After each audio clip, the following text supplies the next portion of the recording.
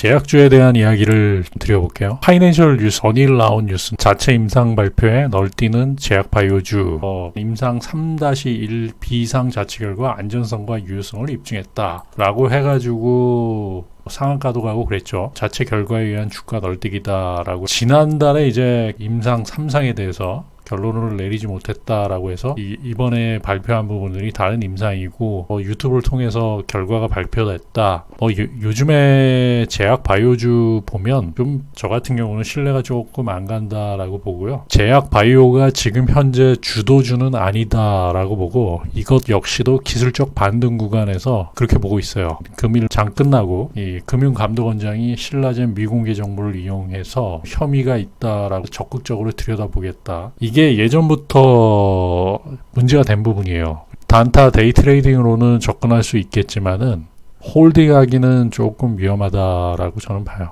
이번 정부 초부터 2017년 이게 5월달부터 오르기 시작해 문재인 정부가 들어서면서 여기서부터 막 미친 듯이 갔죠. 이 부분이 주가 조작으로 걸릴 수 있는 부분이고 이건 뭐 기술적 반등일 수 있다라고 보이긴 하지만 의미 없이 굉장히 크게 올랐어요. 이런 경우를 저는 뭐 10년을 보면서도 이렇게 크게 해먹은 부분들은 잘 보지를 못했거든요. 7배 까지도 이렇게 해먹은 부분들, 그리고 뭐 문은상 대표 같은 경우는 거의 고점에서 10만 원 근처에서 자신의 물량을 많이 팔았죠. 세금을 내야 된다라고 이익 실현을 한 부분이지만 굉장히 좀 부도덕한 부분들이 분명히 있었죠. 금일 보시면은 이 뉴스에 미공개 정보 이용해서 적극적으로 들여다보겠다. 시간 외에 나온 부분들이 있죠. 국회와 금융감독원이 같이 이야기된 부분이기 때문에 이분은 앞으로 핫 이슈가 될 수 있는 부분들이 있어요. 그리고 저 같은 경우는 제약 바이오라는 부분은 주도주가 될 수 없다라고 저는 봐요. 이번 정부에 들어서서 이렇게 좀 너무 해먹은 부분들이 있거든요. 과연 이게 작전 세력이 어떤 세력인가가 조금 궁금하고요. 미국에서는 이제 트럼프가 과거 오바마 케어를 완전히 종료하는 부분들이 있었기 때문에 제약바이오가 글로벌 시장에서는 바이오가 주도주가 지금 되기는 거의 불가능에 가깝다라고 저는 보고요.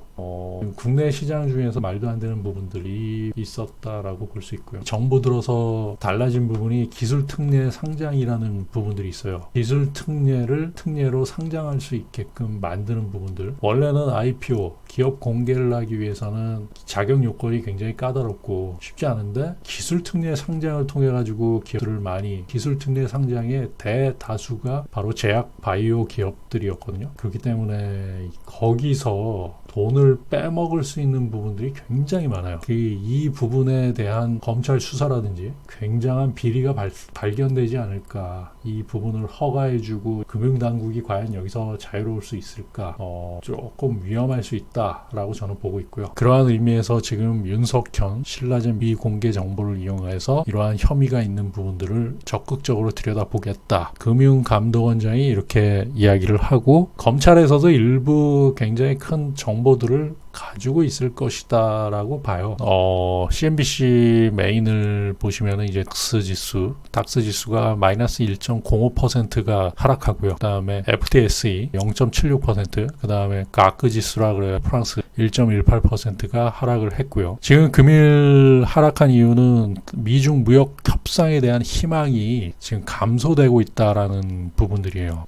지금 미국 증시가 보시면은 S&P가 1% 정도, 다우가 0.73%, 나스닥이 0.9% 정도가 지금 하락하고 있다. 우리나라가 내일을 지나면 바로 옵션 만기일이거든요. 내일 시장이 어떻게 되느냐에 따라서 한국 증시의 옵션 만기일 변동성이 커질 수 있기 때문에 그 부분을 조금 주의해서 봐야 된다. 자, 그런 의미에서 지금 닥스 지수가 1%, 닥스 지수, FTSE, 가크 지수 이러한 부분들을 이야기를 했는데 독일 닥스 지수인데 시가총액 30개 회사로 구성되어 있다. 독일에 상장된 프랑크푸르트 증권거래소에 상장된 시가총액 30개 상위 종목을 말하는 부분이다. FTS 런던 증권거래소에 상장된 개 우량 주식으로 구성된 것이다. 프랑스 증권거래소 협회에서 발표하는 주가지수 40개의 우량 종목을 대상으로 산출 발표하는 주가지수. 한글날 지수에 따라서 우리나라 지수가 어떻게 될지를 좀 지켜봐야 돼요. 한글날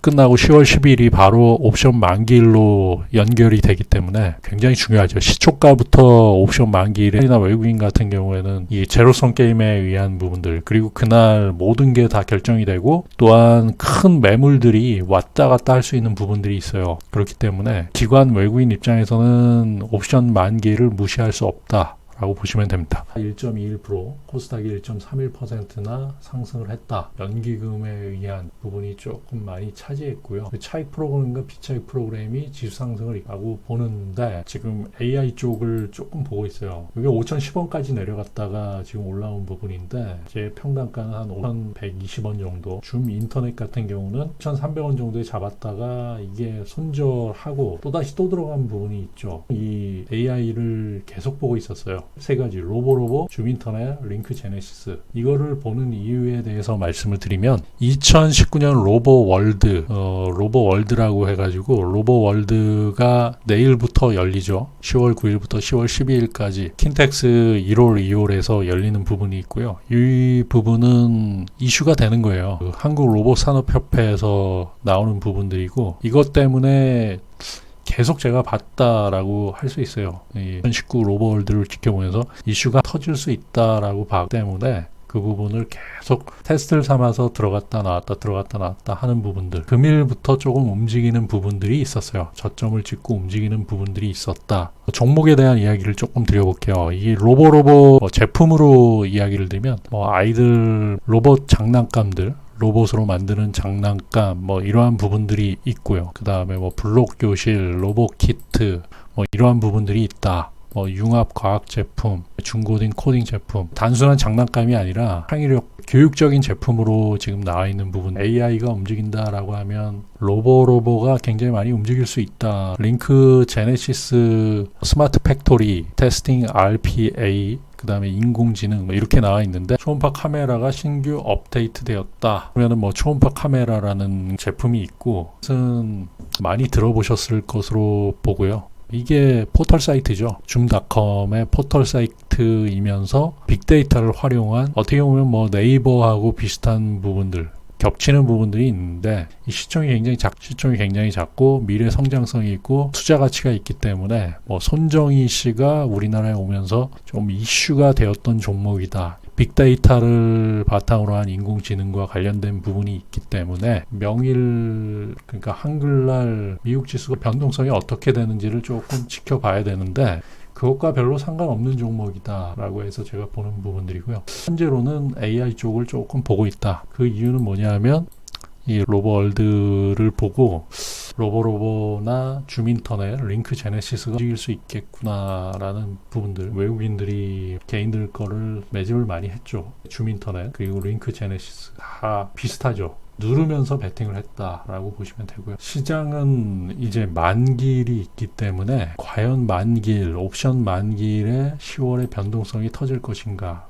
작년 10월 만기 같은 경우는 10월 달에 이 트레이딩 룸에 들어갔을 그 동료분들이 좀 바뀌었는데, 트레이딩 룸을 잠시 한 일주일 정도를 쓰기 위해서 컴퓨터를 놓고, 그게 이제 만기주에 들어간 부분인데, 그때 당시에 야간에 100%, 200% 정도, 2배 정도를 딱 깔끔하게 먹고, 이제 더 터지지 않겠구나 라고 했는데, 자고 일어났는데 야간에 7배가 터지고, 만기일 새벽까지 7배가 터지고, 아침에 시작했는데 20배로 시작을 한 거예요. 풋옵션이 20배로 시작을 해서 200배가 터졌죠. 그때 20배에서 7배 정도가 터졌으니까 최대 200배가 터졌던 때가 작년 10월 만기였다라고 보시면 돼요. 개인 투자자들이 이런 파생에서 끊지 못하는 부분들이 분명히 있어요. 그런 부분들을 이야기 드리고, 시장 상황은 내일 미국 시장을 조금 지켜봐야 되겠다. 금일은 의미 없는 부분들이고요. 상승했다가 하락했다가 상승했다 하락했다. 그 변동성이 계속 커지는 부분들이다.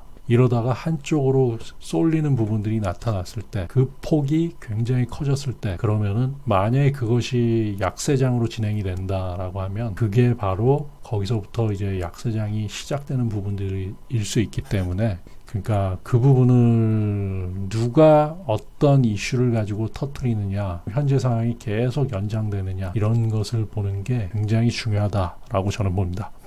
국내도 변동성이 굉장히 크지만 수익률 게임을 할 수 있는 부분들이, 왜냐하면 그 안에 세력들이 있지 않습니까? 모든 종목에는 그 안에 큰 세력들이 있어요. 세력들이 있으면 이 시장이 조금 위험할 수 있겠구나 라고 했을 때는 거기서 뭐 급등을 시켜가지고 자기네들이 먹고 튀기 위해서 급등을 시키고 그 수익률 게임을 할 수 있는, 단기간에 수익률 게임이 크게 나올 수 있는 부분들이 있기 때문에, 이럴 때 오히려 주식 트레이더 같은 경우는 수익을 크게 누적시켜 갈 수도 있는 부분들이다 라고 저는 봐요. 그런 것을 조금 참고하시면서 조금 신중하게 접근을 하시기 바랍니다. 성공 투자하십시오.